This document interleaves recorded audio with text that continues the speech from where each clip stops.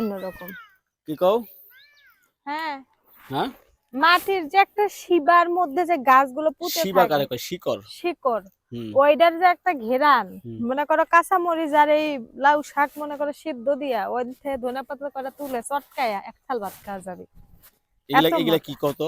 হ্যাঁ এগুলা লাউ।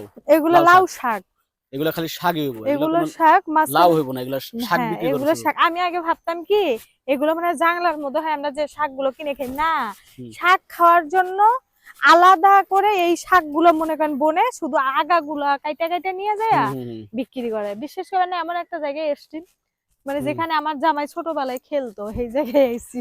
হ্যাঁ, যাই এখন হোক সব জায়গায় চার ওখানে বালু টালু ফালায় এই বইরা যে সরষা বাড়ি ঘর লাগানো করে হয়েছে ফালাইতেছে তো, এইদিকে, এখন সব একটু ই করে লাইছে। এদিকে সরষা লাগাইছে, ওইটা টকটকা লাল শাক, হ্যাঁ এই যে আমরা বাজারে গেলে সবসময় হুম। বলি যে এগুলা লাল এগুলা এগুলা শাক কি দেন। শাক কত?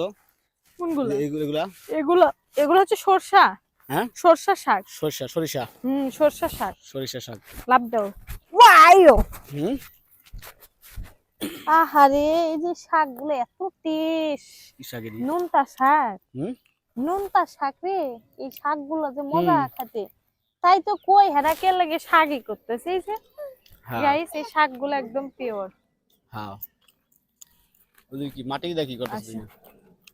এগুলো হচ্ছে ইয়ার গাছ, সরিষা নাকি না? সরিষা। সরিষা কতদিন, শাক। কতদিন ধরে সরিষা দেখি না। হুম।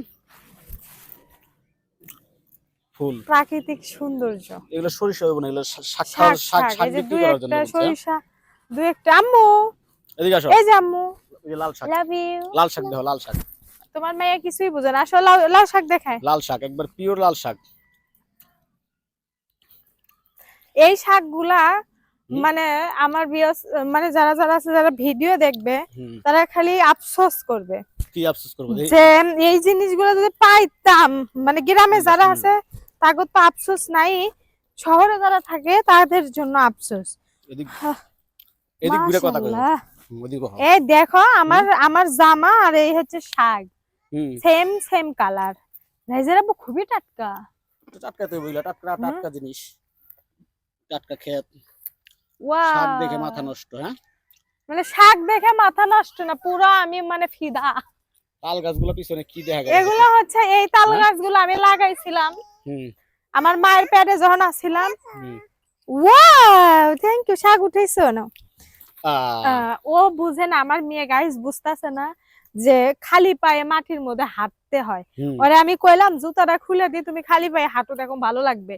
ও বুঝে হুম। না যে খালি পায়ে হাঁটতে হয়। এই তো শহরের পোলাপানের অবস্থা।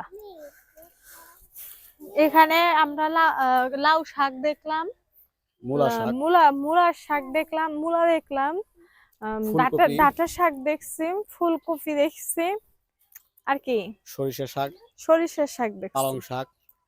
পালং ওই যে নিচে পালং শাক, ওই যে পালং শাক।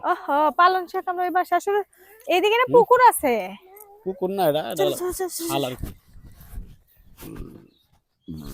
লা লা লা লা লা। হুম। এত সুন্দর এই যে সোনার আচ্ছা, এই যে এটা হলো পালং শাক, বাংলাদেশ। পালং শাক।